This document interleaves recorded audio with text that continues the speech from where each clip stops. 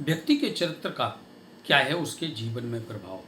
व्यक्ति के चरित्र व्यक्ति के जीवन का सबसे बड़ा आभूषण है।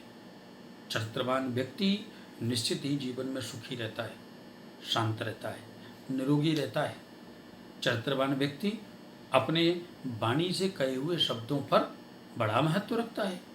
चरित्रवान व्यक्ति के मुख से निकला हुआ वाक्य निश्चित ही सफल होता है। अपने चरित्र को और श्रेष्ठ बनाने के लिए क्या करना चाहिए? हमको नित्य सत्संग करना चाहिए।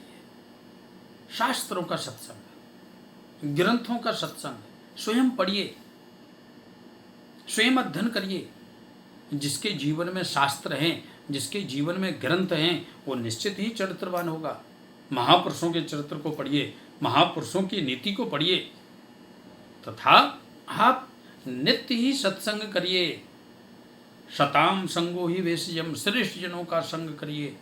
श्रेष्ठ जनों के संग के रंग से आपका जीवन बनेगा चरित्रवान, और जिसका जीवन चरित्रवान है वही इस मानव देह में श्रेष्ठता को प्राप्त कर सकता है।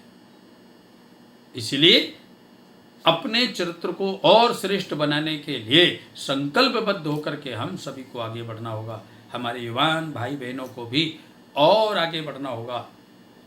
शिक्षा के साथ संस्कार जीवन में रहेंगे तो निश्चित ही हमारा जीवन निखर करके समाज के सामने आएगा।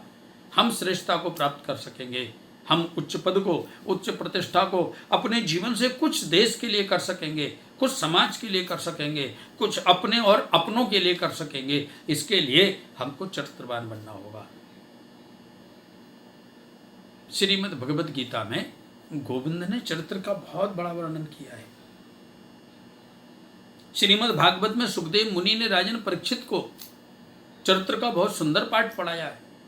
नारद जी ने युधिष्ठिर महाराज के माध्यम से संसार को चरित्र की बहुत बड़ी शिक्षा प्रदान करी है। इसलिए हम सभी को श्रेष्ठ बनने के लिए चरित्र निर्माण करना होगा। समाज में जो व्यक्ति चरित्रवान है उसकी निश्चित ही पूजा होती है। जय श्री कृष्ण।